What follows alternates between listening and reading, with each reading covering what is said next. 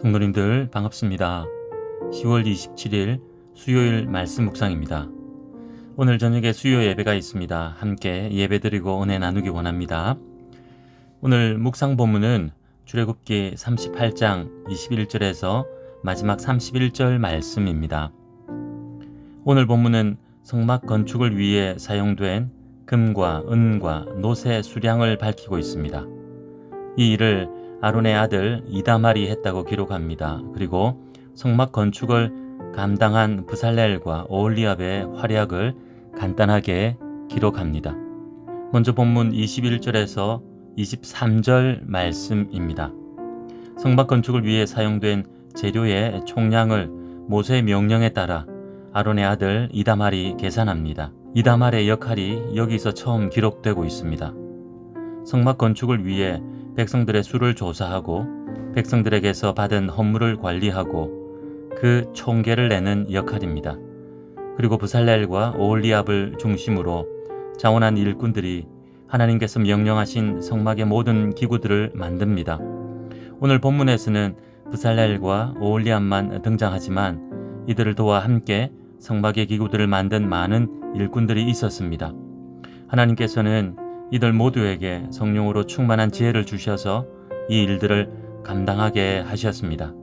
그러니 사실은 하나님께서 성막 건축을 주도하신 것입니다. 그리고 오늘 본문 21절에서는 성막을 증거막이라고 부릅니다. 성경에는 성막이 회막, 증거막, 증거의 성막 등 다양하게 불리고 있음을 알 수 있습니다. 특별히 증거막이란 표현은 언약궤 안에 두라 하신 십계명의 두 돌판 때문에 붙여진 이름입니다. 그래서 언약궤도 증거궤, 때론 법궤라고도 부릅니다. 이를 통해 십계명의 말씀이 얼마나 중요한지를 다시 알게 됩니다. 하나님과 이스라엘 백성들 사이의 언약의 증거이며 징표인 것입니다. 하나님은 어떤 분이시며 하나님의 백성들은 하나님 앞에서 어떻게 행해야 하는지, 그리고 세상 가운데서 어떻게 살아야 하는지에 대한 핵심적인 말씀이 십계명의 말씀을 통해 주어지고 있는 것입니다. 이 말씀대로 살게 하시려고 하나님께서는 성막을 건축하게 하시는 것입니다. 오늘 본문에서는 대표적인 몇 사람만 등장하지만 부름받은 많은 이들이 성막 건축을 위해 각자 맡은 역할을 감당하여 함께 그 일을 완성합니다. 이후 출애굽기 40장에 가면 이렇게 만들어진 기구들을 조립하고 제 위치에 두어 성막 건축을 완성하여 하나님 앞에 봉헌합니다. 참으로 아름다운 모습입니다. 인간들이 위대한 일을 이룬 것이 아니라 하나님의 부르심에 응답한 자들이 순종함으로 하나님의 아름다운 일들을 이룬 것입니다.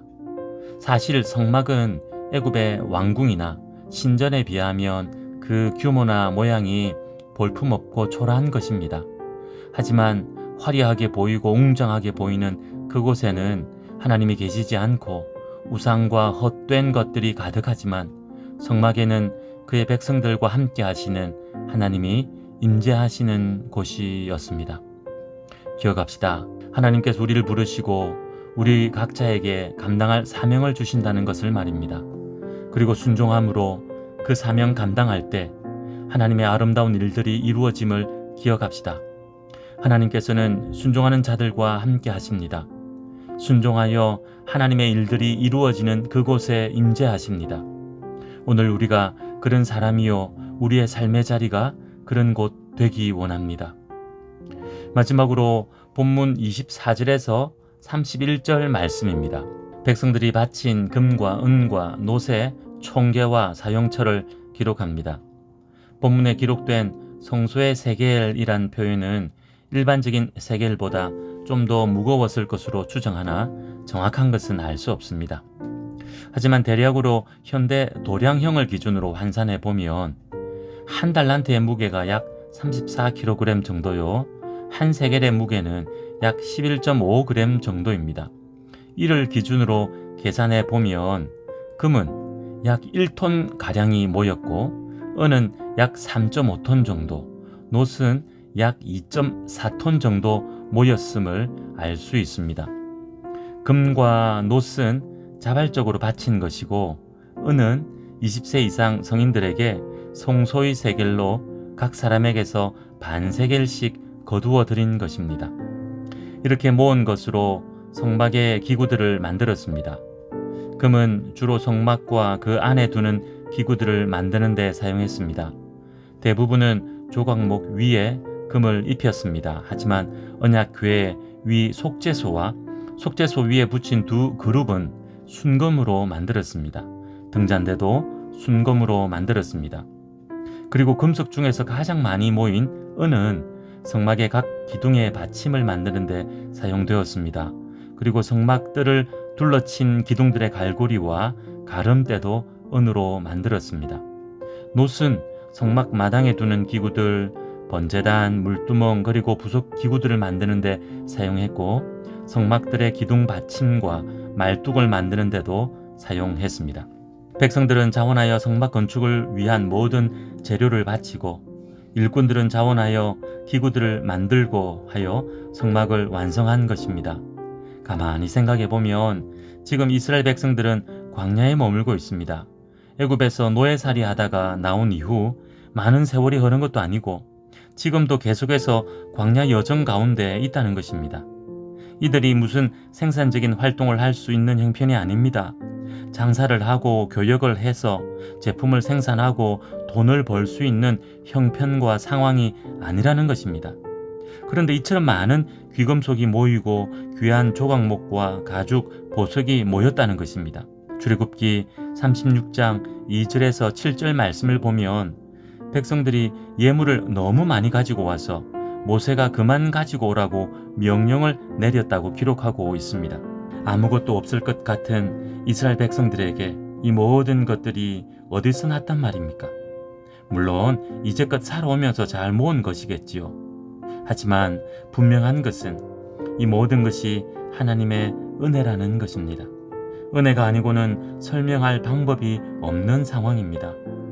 은혜로 그의 백성들을 먹이시고 입히시고 보호하시고 인도하신 하나님이심을 알게 됩니다.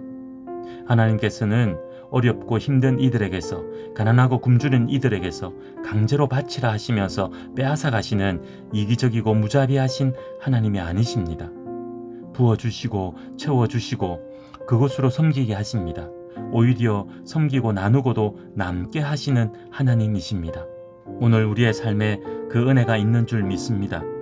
세상의 관점으로 보면 가난한 것 같고 세상의 기준으로 보면 부족한 것 같지만 하나님의 마음으로 보니 섬기고 나누고도 남게 하셔서 누리게 하심을 경험하게 하시는 것 같습니다.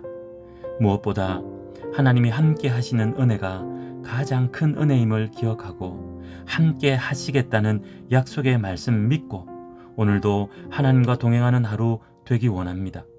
부어주시고 채워주시는 은혜 누리기 원합니다. 그리고 마지막으로 오늘 본문을 통해 백성들이 바친 귀한 예물을 허투루 쓰이지 않도록 철저하게 관리되고 제대로 사용되었음을 알게 됩니다. 하나님께 드린 예물이었습니다. 성막 건축을 위해 바친 예물이었습니다. 모세는 지도자로서 철저하게 관리하라 명령하고 제대로 사용되는지를 감독합니다. 브살렐과 오홀리압을 중심으로 일꾼들은 이 예물을 가지고 성령님이 주신 지혜로 성막의 기구들을 만드는데 예물을 낭비하지 않습니다. 더하지도 덜하지도 않게 딱 맞게 만들어냅니다. 참으로 아름다운 모습입니다. 이 모습을 통해 배우고 깨닫는 우리들 되기 원합니다. 사실 목회자들에게 주는 교훈이 더 큰 것 같습니다. 교회 재정이 투명해야 하며 바르게 사용되어야 함을 교훈하니 말입니다. 여기서 더 나아가 우리 삶 전체를 바라보며 모든 것이 하나님의 것임을 깨닫는 우리들 되기 원합니다. 복음송의 가사가 생각납니다. 주님 것을 내 것이라 고집하며 살아왔네. 금은 보아 자녀들까지 주님 것을 내 것이라.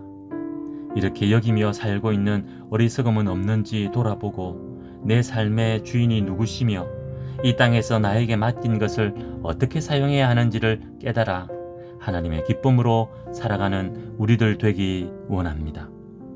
기도하겠습니다.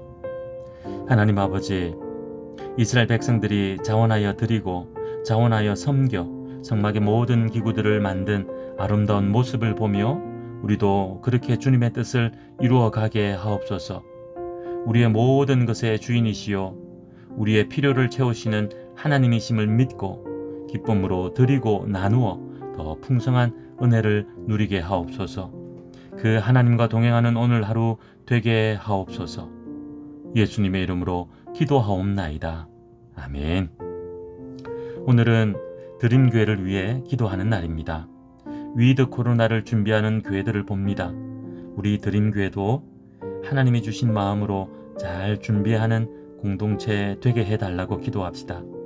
늦어도 12월부터는 새벽 기도회와 주일 오후 모임을 시작하려 하는데 우리의 형편도 코로나 상황도 이런저런 어려움도 없도록 기도합시다. 그렇게 함께 말씀과 기도로 세워지는 드림교회 되게 해달라고 기도하는 하루 되기 원합니다. 오늘도 믿음으로 승리하십시오.